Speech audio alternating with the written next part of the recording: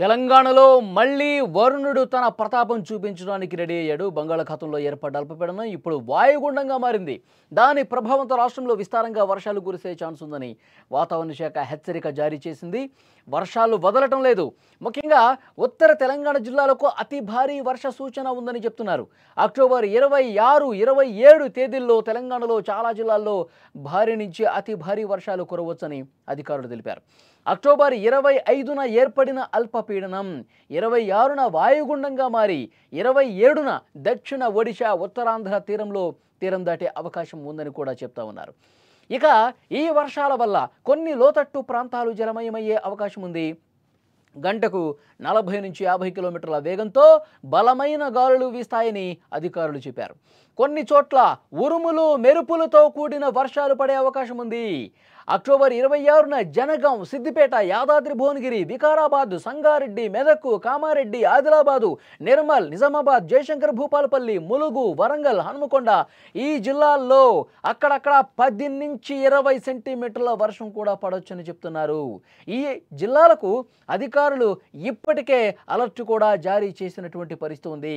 October 27న ఏంటి పరిస్థితి ఒక్కసారి మీకు చెప్తాను. సంగారెడ్డి కావచ్చు, మెదక్, కామారెడ్డి, ఆదిలాబాద్, కుమరంభీం, ఆసిఫాబాద్, నిర్మల్, నిజామాబాద్, వికారాబాద్ జిల్లాల్లో మోస్తరు వర్షాలు కురిసే అవకాశం ఉంది.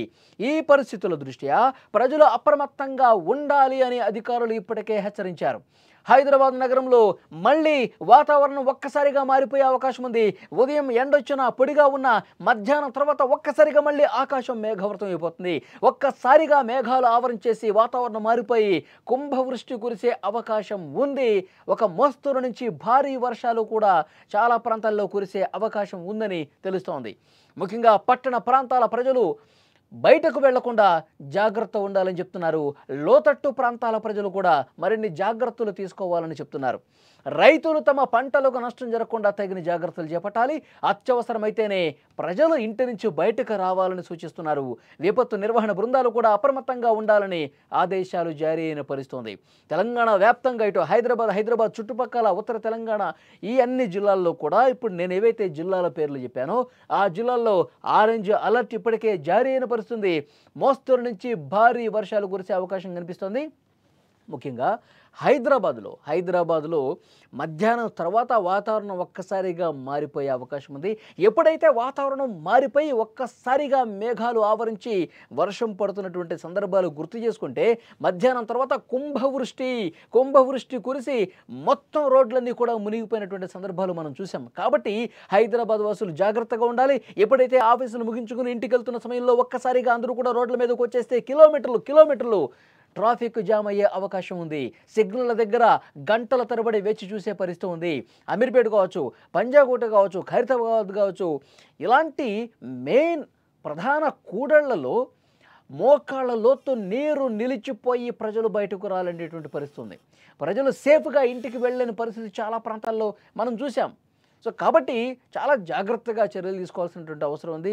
అప్రమత్తంగా ఉండాలి. ఎక్కడికక్కడ అప్రమత్తంగా ఉండి తమ ఇళ్లకు వెళ్లాల్సిన అవసరం ఉంది.